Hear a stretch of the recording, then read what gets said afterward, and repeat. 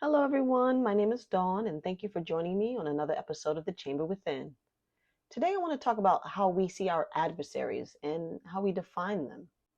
When I was 19 years old and I was breaking up with my then boyfriend of about 18 long months, right?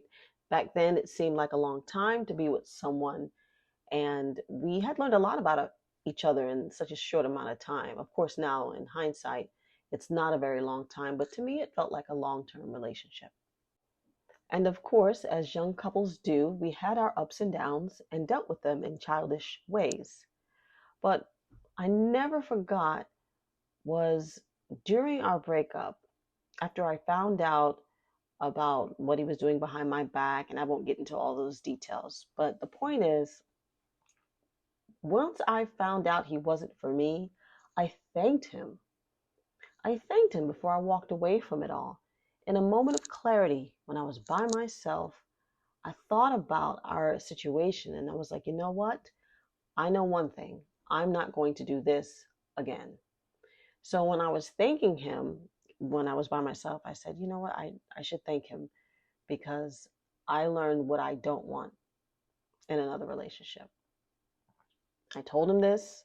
And to be honest, to be totally honest, part of me wanted it to stay. So I, of course, said, thank you for being the person I know I would not want in a future relationship. And of course, he was like, no, I don't want to be that person who taught you that lesson and all this other stuff. But I wasn't trying to hear it. But I want to focus on the clarity part, right? This was easy to me after crying and crying for a few days and speaking with my parents about it. And, obviously, I didn't want to go into the details with them either. But literally, when I was by myself, I was thinking, thank you. Now, again, it was only 18 months, and I wasn't as emotionally invested as, say, I was my next relationship, which was my marriage. Now, with my marriage, I was wrapped up in that illusion, right? The illusion of who I should be and who he should be. Then, of course, the story of who we are being together in this partnership. And, of course, how it looks to those on the outside looking in. I was wrapped up in confusing who I was for who I was trying to be, right? So there's a role you play where you're trying to make everything look nice and you take all the good pictures and you're showing people, hey, we're happy. But inside, I was inside of me, and of course, behind closed doors, we had begun to argue, and then I was unhappy on the inside. I would try to talk to him, and it got to the point where we would just argue. We would just go back and forth, and we couldn't have a decent exchange. And for that, after I'd left, after I did something radical and decided to walk away from my 16-year uh, marriage, I had that clarity and I said energetically, not in person, again, lots of arguments. I had some time to really think about it. And I think it was over a year after our separation that I was able to thank him. And, I'm thanking someone for the lessons that they caused you to grow from is a powerful perspective because it pulls you out of victimhood and catapults you into ownership of the blessing that came out of the struggle. It's not easy to do. It really isn't.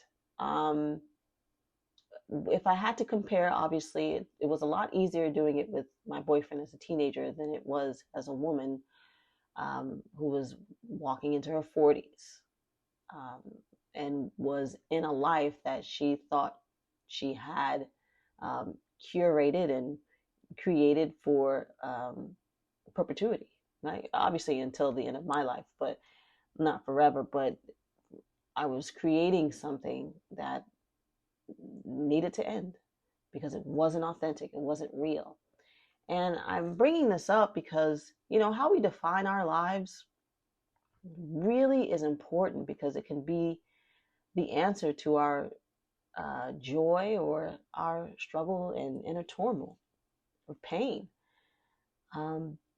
When you're able to look at your situation from third party perspective, it feels a lot like putting on prescription glasses. How easy is it for us to look on the outside of our friends or family's lives, or even watching a movie.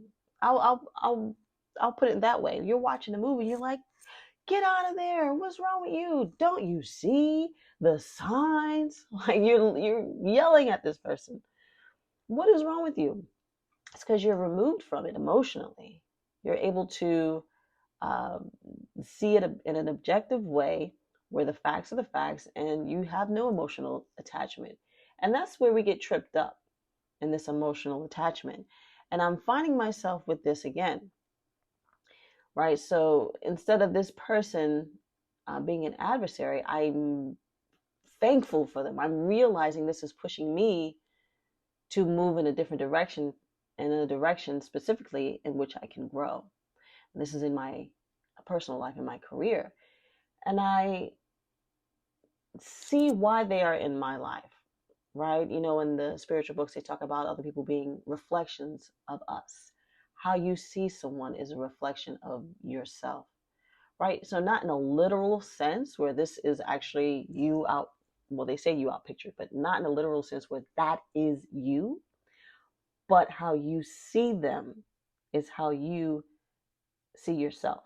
For instance, if you say that person is nasty and doesn't respect me and they're awful, do you respect yourself enough to, one, disengage, two, speak up for yourself, or three, are you allowing this behavior and you're waiting for them to have an epiphany where they're like, hey, I shouldn't treat you this way.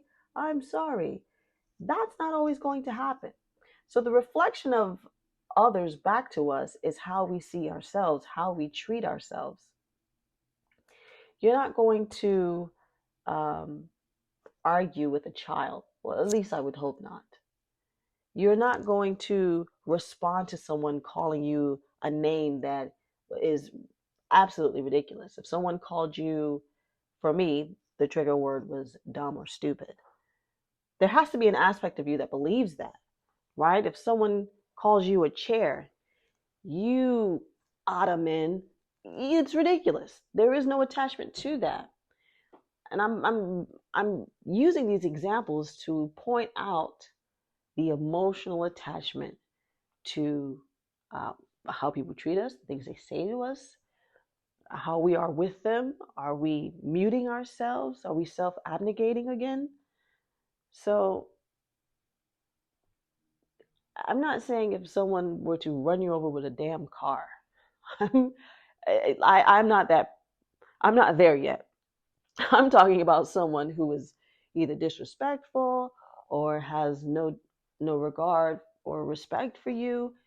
You thank them because they're trying to push you in a direction to help you grow unconsciously. An unconscious motivator. They don't know that, but this may be the lesson in your life, right? Obviously, they're going about their life in their way, and there are things that we deal with, and there are things that we choose not to deal with. And I'm saying if you have someone currently right now who moves you to the point of discomfort, you might want to take a look at that in a way that is outside of yourself. Are you able to do that? Are you able to step outside of your circle and say, okay, I'm going to be my own best friend now? If I was my best friend, this is the advice that I would give to them. A lot of times, and I've had this discussion with coworkers and friends, when we are able to do that, we have a different take on it. We would say, oh, if it was me, because it's easy, right? It's easy to say, oh, if it was me, I would do this, that, and the third. Exactly. That's what I'm trying to pull you into. I'm trying to pull you into a perspective where you can remove the hurt, the pain, the anger, and just look at it for what it is. This is the action, and this is my reaction. My reaction is either I'm offended, I'm hurt, because maybe on some level I do feel dumb or I do feel stupid. That was my case a lot of the times when I was younger. Or I do feel like this is beneath me. I've grown to a place I've grown to a place where I feel like I can just take my focus away from. I'm changing the channel. I don't like this show. This is where I'm coming from this week. I don't like this channel. I don't like dealing with this, and so I'm not going to. Ta-da! Simple. And it's easier said than done, but you know what I mean. Change the perspective. Family members, friends, best friends, co-workers, a stranger. You can choose to engage. You can choose not to. You can look at it from a perspective of this may be a lesson. This may be a challenge, but I can get through it. But how we define it is super, super important because this is how we're able to move through it and move past it. And so I just wanted to share that because it has helped me greatly. And I hope I'm making myself clear with this tactic. I thanked my ex-boyfriend. I energetically thanked my ex-husband because I'm here now. Listen, the Dawn that I am today would have not ever thought to do half the things I'm able to do today. I didn't believe in myself. I didn't have the self-esteem that I have now. I didn't have knowledge of self. I honestly thought that shrinking oneself was being kind so that others could shine. Use your challenges, the difficult situations in your life to uplift you. It's easy to use the fun times and the good times, but we grow through the challenges. That's what makes us evolve and grow. So it's a challenge. It may be a problem. I like to use the word challenge because on the other side of that lesson, there is a gift.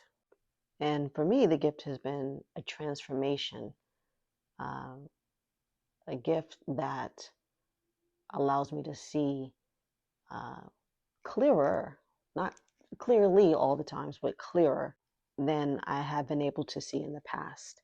And I want to leave you today with this quote from A Course in Miracles, which is on page 167. It is chapter 9, The Acceptance of the Atonement.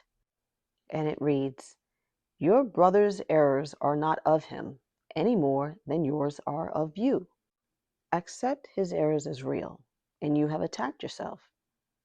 If you would find your way and keep it, see only truth beside you, for you walk together.